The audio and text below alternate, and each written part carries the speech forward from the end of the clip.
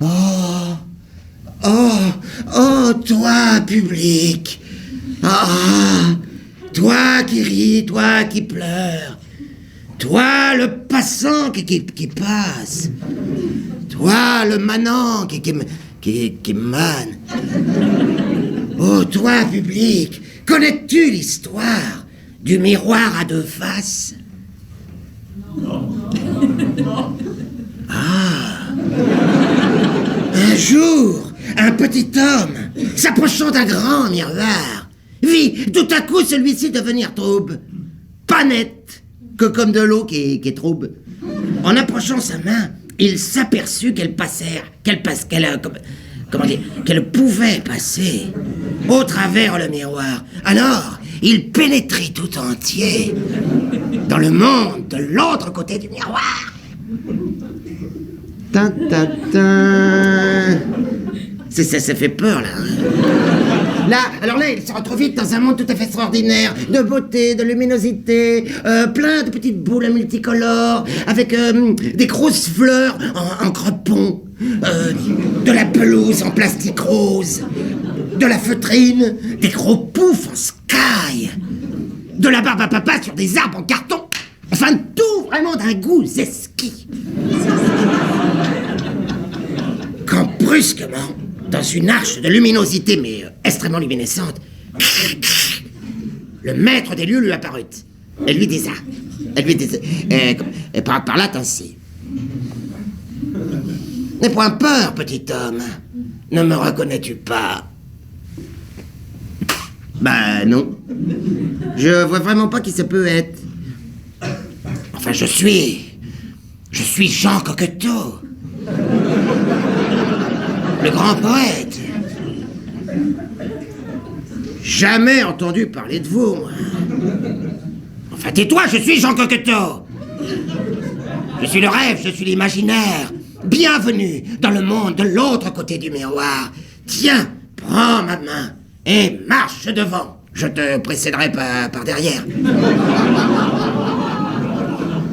Dis donc, ça va pas être commode, hein, si je prends votre main pour marcher devant. Tais-toi! Ne me contredis pas. Je suis Jean Coqueteau, je suis le rêve, je suis l'imaginaire. Ta gueule. Alors le petit homme marchit devant, titillé par la main du grand homme. Hop, hop, hop. Petit homme, arrête. Quand brusquement, le petit homme vit une grosse grotte marron. En papier craft. Avec de la neige en coton blanc, un peu comme à Noël. Alors bon, il pénétrait dans la grosse grotte et vit une magnifique princesse endormie, avec des cheveux collés, plaqués, qui repiquaient. Un peu comme Sheila. Et dis-moi, Jean Coqueteau, arrête. C'est qui cette magnifique princesse? Embrasse-la et tu comprendras peut-être quelque chose.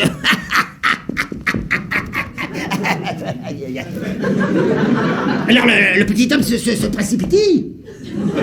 Il l'embrassa goulûment à pleine bouche avec la langue qui tourne et tourne. Quand brusquement le petit homme vit à la place du visage de la princesse, celui de Jean Coqueteau, il se reculit, dégoûta et dégueulit.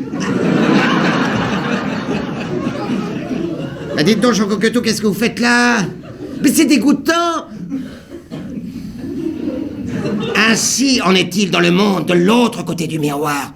Tu as franchi le pas. Désormais, tu seras auto-reverse. C'est quoi, auto-reverse? Moi, j'aimerais bien retourner à l'endroit d'où je viens. Mais vas-y, à l'endroit d'où tu viens. Mais tu resteras auto-reverse. Le petit homme se retrouve vite seul chez lui, devant la glace, comme sorti d'un mauvais rêve.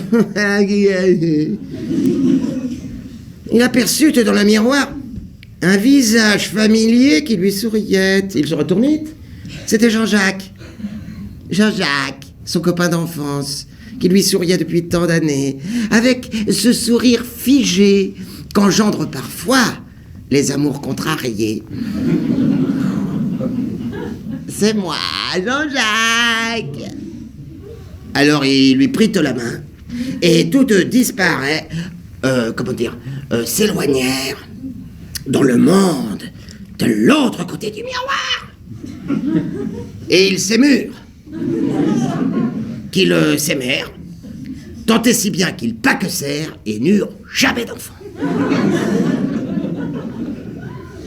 Et jamais on ne les revoit, jamais. On ne sait pas ce qu'ils devaient, qu'est-ce qu'ils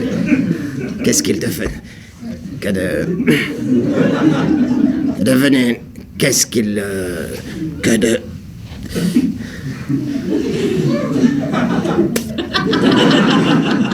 que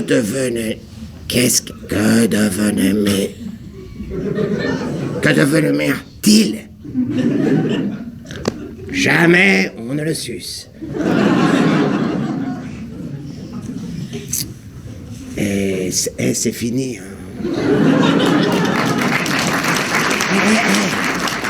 C'est quand même une histoire qui est tout à fait extraordinaire, non?